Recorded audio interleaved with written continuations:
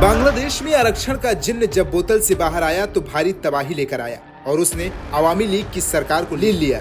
स्वतंत्रता सेनानियों के परिजनों को दिए जाने वाले 30% आरक्षण के विरोध में बांग्लादेशी युवक भड़के हुए थे और इसी आरक्षण नीति का विरोध करते हुए वो 1 जुलाई को सड़क पर उतर गए थे। प्रदर्शनकारियों ने इतना बवाल काटा कि शेख हसीना को पीएम पद छोड़कर बांग्लादेश से भारत आना पड़ा।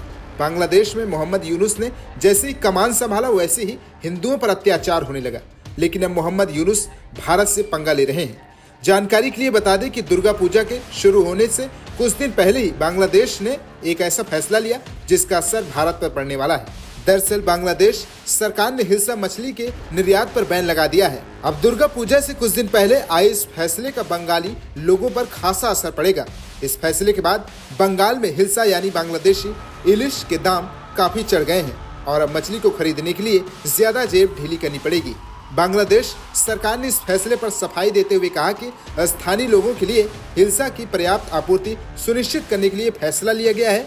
बांग्लादेश के मत्स्य पालन और पशुधन मंत्रालय की सलाहकार फरीदा अख्तर ने कहा है कि अगर निर्यात पर बैन नहीं लगाया जाता तो देश में हिल्सा के दाम काफी बढ़ जाते। बता दें कि इलिश मछली का 70% उत्पादन केवल बांग्लादेश में होता है, जिसके चलते पड़ोसी मुल्क को काफी फायदा होता है। दूसरी ओर शेख हसीना सरकार के समय पर हिल्सा मछली के निर्यात को आसान बनाया गया था। हालांकि ये बैन भारत पर ज्यादा असर नहीं डालेगा, ऐसा इसलिए क्योंकि भारत ने दूसरा रास्ता खोज लिया है।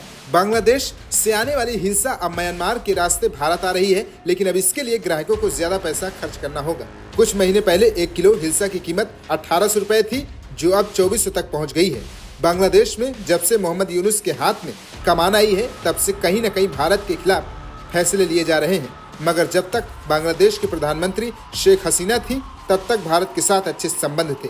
बांग्लादेश में लगातार हिंदुओं पर अत्याचार की खबरें सामने आ रही हैं। अंतरिम सरकार भले ही बन गई हो, लेकिन सरकार के सामने मुसीबतों का दौर थमने का नाम नहीं ले रहा है।